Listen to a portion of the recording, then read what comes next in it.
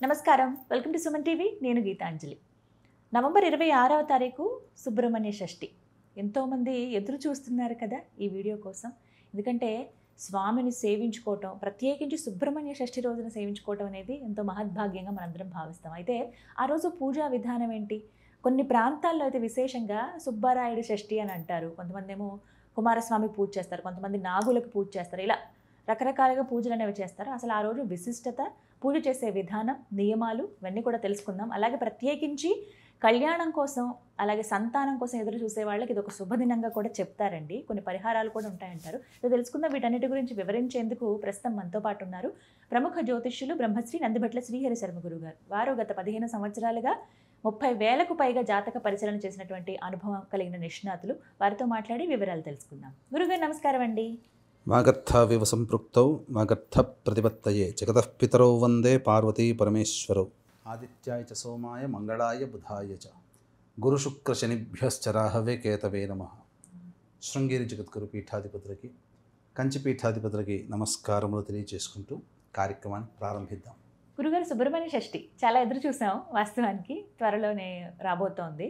మరి 26వ తారీఖు కదండి, ఇంకా అందులో మార్పు లేదమ్మా. 26వ తారీఖు రోజునే సుబ్రహ్మణ్య షష్ఠి, సుబ్బారాయుడి షష్ఠి. పూర్తిగా ఆ రోజంతా షష్ఠే ఉంది అని కూడా అంటున్నారండి. ఇంక వేరే తిథి మార్పు ఏం లేదమ్మా. చంపక షష్ఠి అని కూడా అంటారు దీన్ని. అంటే అర్థం ఏంటి గురుగారు? ఎందుకని అంటే మనకు భాద్రపద మాసము, వైధృతి యోగము, విశాఖ నక్షత్రము ఆదివారం వస్తే చంపక షష్ఠి అని అంటారు కొన్ని గ్రంథాల ప్రకారం. అదేవిధంగా శతభిష నక్షత్రము ఆదివారము షష్ఠి తిథి గనక ఉండి వైధృతి యోగం గనక ఉంటే దీనిని కూడా చంపక షష్ఠి అని అంటారు. ఈ రోజు నుంచి, అంటే ఈ రోజున చేసినటువంటి దానములు కానీ పూజలు కానీ అనంతమైనటువంటి పుణ్య ఫలితాలు ఇస్తాయి.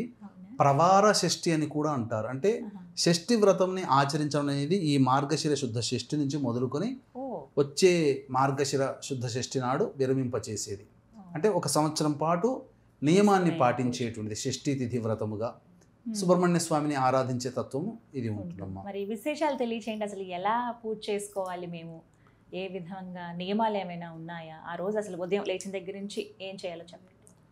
ప్రధానంగా ఈ యొక్క సుబ్రహ్మణ్య స్వామి యొక్క అవతారాన్ని ఈరోజు మనం మననం చేసుకోవాలి. అంటే ఈ సుబ్రహ్మణ్య స్వామి యొక్క అవతార విశిష్టతనంటే తారకాసురుడు గుర్తుకొస్తాడు.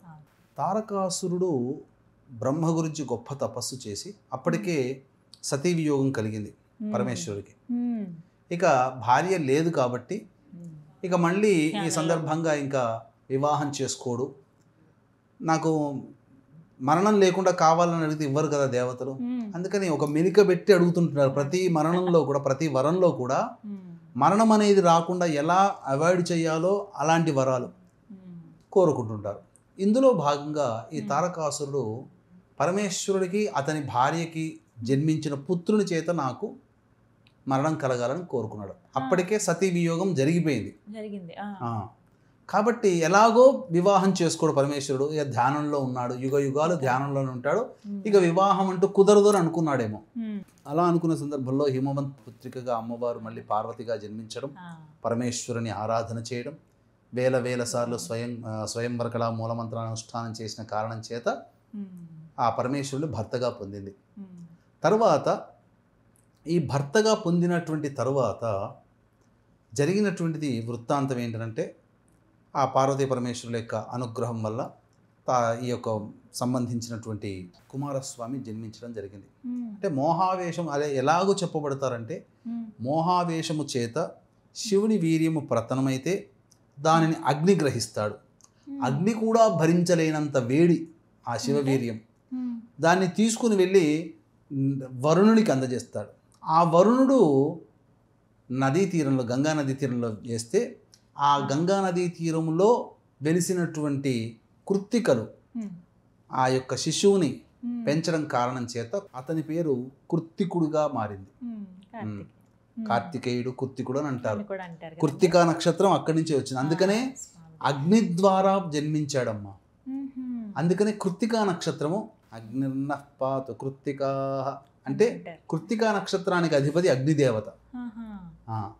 కృత్తికల చేత పెంచబడ్డాడు కాబట్టి కార్తికేయుడు అయ్యాడు.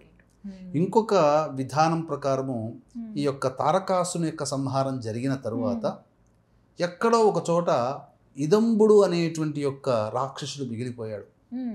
అది కూడా సంహారం చేయాల్సినటువంటి బాధ్యత కుమారస్వామి మీద ఉంది కాబట్టి ఈ ఇదంబుడు కూడా తారకాసుని అన్నదమ్ముల్లో ఒకడు. ఇప్పుడు ఎక్కువగా కావడి మోసుకొస్తారు, చూసారా మీరు? తమిళనాడులో కావడి మోసుకొస్తారు. ఈ కావడి మోసుకురావడానికి గల కారణం కూడా ఈ ఇదంబుడు అనే రాక్షసుడు. అంటే ఒకప్పుడు అగస్త్యుని యొక్క మహత్యాన్ని తపస్సుకు మెచ్చినటువంటి పరమేశ్వరుడు 2 కొండలు ఇస్తాడు. ఇది తీసుకుని వెళ్ళి నీకు నచ్చిన చోట ఈ దక్షిణ దేశంలో నీవు ప్రతిష్ఠింపజేయి అనగా అగస్త్యుడు చాలా సంతోషించి శివపార్వతుల కొండలుగా దాన్ని తీర్చిదిద్దాం అనుకుంటాడు. అనుకొని 2 కొండల్ని తన భుజాన వేసుకుని పోతాడు. కానీ ఎంతవరకు చేయగలుగుతాడు? కొంతవరకే. తర్వాత ఏం జరిగింది?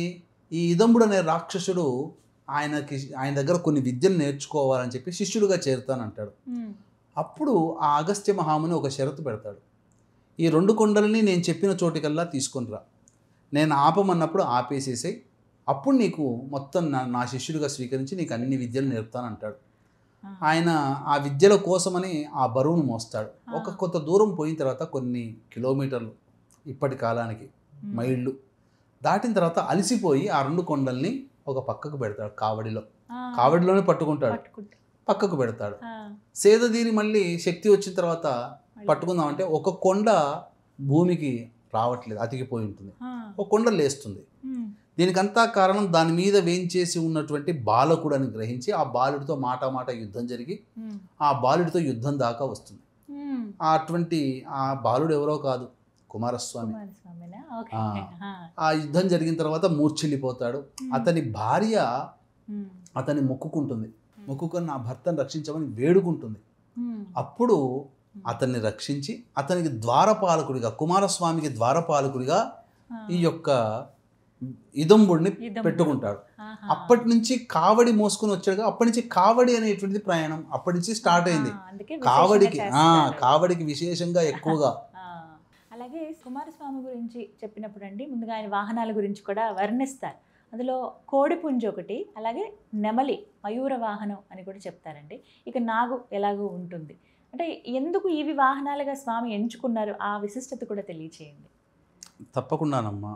అంటే శూరపద్ముడు అంటే తారకాసుని మరి యొక్క తమ్ముడు శూరపద్ముడు మిగిలిపోతాడు. ఆ శూరపద్ముడితో యుద్ధం జరిగేటువంటి సందర్భంలో తన యొక్క శూలాయుధంతో ఒకే దెబ్బతో అతని శరీరాన్ని 2గా ఛిద్రం చేస్తాడు. చేసినప్పుడు ఆ శూరపద్ముడి యొక్క శరీరం 2 భాగాలుగా విడివడి ఒకటి నెమలిగా ఒకటి కోడిపుంజుగా మారుతుంది. అందుకనే కోడిపుంజుని తన ధ్వజంగా పెట్టుకుంటాడు, నెమలిని తన వాహనంగా చేసుకుంటాడు. అంటే తన దగ్గరికి వచ్చినటువంటి రాక్షసుల్ని కూడా కరుణించగలిగినటువంటి మహానుభావుడు ఈ సుబ్రహ్మణ్య స్వామి. జ్ఞానానికి ప్రతీక. ఎందుకంటే గర్భంలో ఉండగానే పార్వతీ పరమేశ్వరుల సంవాదంలో పార్వతికి బ్రహ్మోపదేశాన్ని చేస్తాడు, ఓంకార ప్రణవం సంబంధించినటువంటి విధానాన్ని తెలియచేస్తాడు. చిన్న పిల్లవాడుగా ఉన్నప్పుడునే ఇది విని గ్రహించినటువంటి సందర్భంలో ఒకసారి బ్రహ్మదేవుడు ఓంకార ప్రణవానికి సంబంధించినటువంటి వివరణలో తప్పుగా చెబితే అతనికి బ్రహ్మకే బ్రహ్మోపదేశం చేసినటువంటి జ్ఞానస్వరూపుడు. అందుకే జ్ఞానానికి కారకుడు ఎవరయ్యానంటే సుబ్రహ్మణ్య స్వామి. ఈ కాలంలో చాలామంది పిల్లలు ఆటిజం భావాలతో ఇబ్బందులు పడుతుంటుంటారు.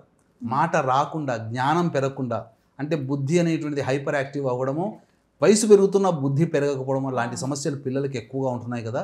ఇవన్నీ సుబ్రహ్మణ్య స్వామి యొక్క అనుగ్రహం వలన తీరుతాయి. ఇది అలాగే సర్పము అనేటువంటిది ఎందుకనంటే జ్ఞానానికి కారకుడు కదమ్మా. మన శరీరంలో జ్ఞానాన్ని సూచించేటువంటిది మూలాధార చక్రం వరకు. అంటే ఇక్కడ ఉన్నటువంటి ఆ చక్రము అలా పాము రూపంలో ఇలా మెదడుకి ఇక్కడ ఉన్నటువంటి మూలాధార చక్రం నుంచి ఇక్కడికి దాకా చేరుతుంది. మూర్ధి స్నానానికి దగ్గర చేరుకొని భేదం అయిపోతుంది. మూలాధార చక్రం నుంచి అలా విడివడి షట్చక్రాల ద్వారా గుండా ప్రవేశించే జ్ఞానమే కదా. నాగుపాము రూపంలో ఉంటుంది కాబట్టి నాగుపాముని అక్కడ మనం చూస్తాం స్వామివారి యొక్క చిత్రపటంలో. ఇదంతా కూడా కాబట్టి సుబ్రహ్మణ్య స్వామి యొక్క అనుగ్రహం వల్ల కుజదోషం తొలగిపోతుంది, కాలసర్పదోషం తొలగిపోతుంది, అకాల ప్రమాదాలు తొలగిపోతాయి. వైవాహిక జీవితంలో ఇబ్బందులు డైవోర్సులు రాకుండా ఆనందకరమైన జీవితం కలుగుతుంది. అలాగే తరచూ యాక్సిడెంట్స్కి గురయ్యేటువంటి జాతకాలలో, తర్వాత ఇన్సెక్యూరిటీ అంటే ఆత్మన్యూనత అని అంటారు కదమ్మా, దాన్ని పొందేటువంటి వాళ్ళ జాతకాలలో ఈ కుజుడు ఉంటాడు. అలాగే ఎవరి జీవితంలోనైతే ఎవరూ వాళ్ళని ఉద్యోగం నుంచి తీసారు, వీళ్ళంతట వీళ్ళే కొంతకాలం చేసి బయటికి వస్తారు, అంటే కంటిన్యూటీ ఇన్ ప్రొఫెషన్ అనేది లేకుండా ఉంటుందో అటువంటి వాళ్ళ జాతకాల్లో ఈ కుజుడు దోషకారిగా ఉంటాడు. వివాహాల విషయం, కోర్టు సమస్యలు, ముఖ్యంగా కోర్టు సమస్యల విషయం, ఆస్తి తగాదాల విషయం, అలాగే దాంపత్య విషయం, ఆపరేషన్స్కి సంబంధించిన విషయం, తరచూ యాక్సిడెంట్స్కి గురయ్యేటువంటి విషయం, ఉద్యోగాల సంబంధమైన విషయం, ఇలా మానవుడి జీవితంలో సుబ్రహ్మణ్య స్వామి అధిష్టాన దేవతగా ఉన్నటువంటి కుజగ్రహ ప్రభావం వలన ఇవన్నీ సంబంధించిన సమస్యలు కలుగుతాయి. ఈ సమస్యల నివారణకి మానవుడు విశేషించి ఈ యొక్క మార్గశిర శుద్ధ షష్ఠి అయినటువంటి సుబ్బారాయుడి షష్ఠి, సుబ్రహ్మణ్య షష్ఠి రోజున కొన్ని పరిహారాలు పాటించుకోవాలమ్మా. పరిహారాలు చేసుకోవాలి తప్పకుండానమ్మా. అదే ఈ యొక్క సుబ్రహ్మణ్య షష్ఠిని పురస్కరించుకునే మన పీఠం ఆధ్వర్యంలో జాతకరీత్యా కలుగు అన్ని రకాల విద్య, వివాహ, ఉద్యోగ, దాంపత్య, అనారోగ్య సమస్యలకి నివారణకి, మరియు ప్రస్తుతం శని మారిన కారణం, అలాగే గురువు కూడా రాశి మారిన కారణం చేత 12 రాశుల వారికి కూడాను సమస్యలు తప్పవు. ఈ యొక్క 12 రాశులు జన్మించినటువంటి వారికి కూడా సర్వదోష నివారణ పూజలు, హోమాలు జరిపించి శక్తిపాతము చేసినటువంటి కరుంగలి మాల ఇవ్వడం జరుగుతుంది. అవకాశం ఉన్న వాళ్ళు కార్యక్రమ తదనంతరం కాంటాక్ట్ చేసి మీ గోత్రనామాదులు నమోదు చేసుకోవచ్చు. ఇక ఈ యొక్క సుబ్రహ్మణ్య షష్ఠి రోజున ఉదయాన్నే లేచి కాలకృత్యాదులు తీర్చుకొని సుబ్రహ్మణ్య స్వామి దేవాలయానికి చేరుకోవాలి. లేదా రావి చెట్టు కింద నాగుపాము, జంట నాగుపాము విగ్రహ ప్రతిష్ఠ ఉంటుంది కదా, పంచామృతాలతో అభిషేకము జరిపించి, అంటే పంచామృతాలతోనే చేయొచ్చు, లేదా అమృతం అని ఉంటుంది, అంటే ఆవు పాలు, ఆవు నెయ్యి, తేనె, ఈ మూడిటితో అభిషేకం జరిపించి చలివిడి లేదా చిమ్మిలి నైవేద్యంగా పెట్టాలమ్మా.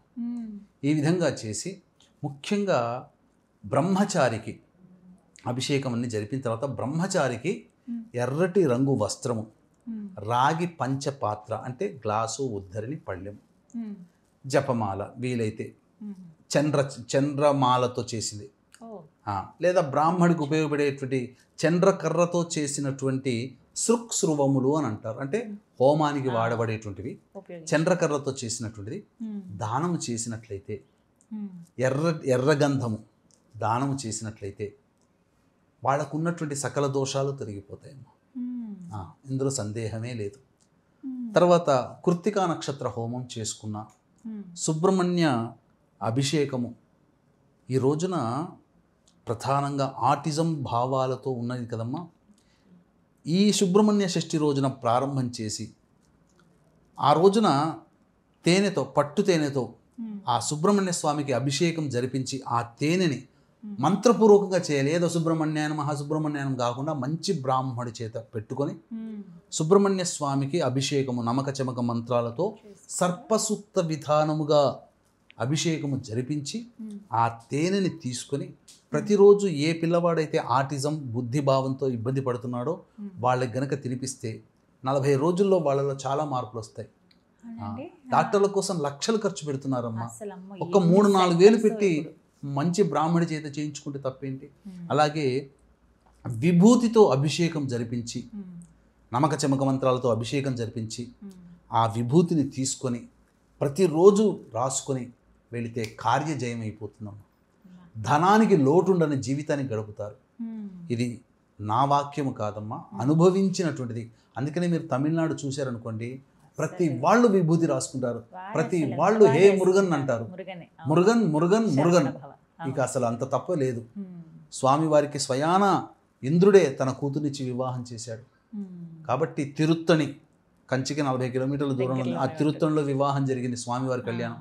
ఈ రోజున ఎవరైతే వివాహం కాకుండా ఇబ్బంది పడుతున్నారో అటువంటి వాళ్ళు సుబ్రహ్మణ్య స్వామి కళ్యాణాన్ని జరిపినట్లయితే ఆ వైభోగమే వేరు. దాంపత్య సమస్యలతో బాధపడే వాళ్ళు సుబ్రహ్మణ్య స్వామి యొక్క వివాహాన్ని జరిపించినట్లయితే ఖచ్చితంగా దాంపత్యం మళ్ళీ పునరుద్ధమవుతుందని చెప్పడంలో ఏమాత్రం సందేహం లేదు. చక్కగా ఈ పరిహారం చాలా దివ్యమైన రోజు కూడా మీరు చెప్పినట్టుగా ఈ అవకాశాన్ని వదులుకోకూడదు ఎవరు. సుబ్రహ్మణ్యుడి ఆరాధన అందరూ చేయాలని చెప్తారండి. ఖచ్చితంగా జీవితంలో ఒకసారి ఆ చేసుకోవాలి. క్షేత్రాలకు ఒక్కసారి వెళ్ళాలని చెప్తారు కూడా. ఆచరించాలమ్మా. అవకాశం ఉంటే క్షేత్రాలకి, లేదంటే ఇంటి దగ్గరలో ఉన్నటువంటి దేవాలయాలకి దేవాలయంలోనే చేసుకోవచ్చు. వెళ్ళొచ్చండి. చక్కగా వివరించారండి. ధన్యవాదాలు గురువు గారు. సర్వం శ్రీ ఉమామహేశ్వర పరబ్రహ్మార్పణమస్తు.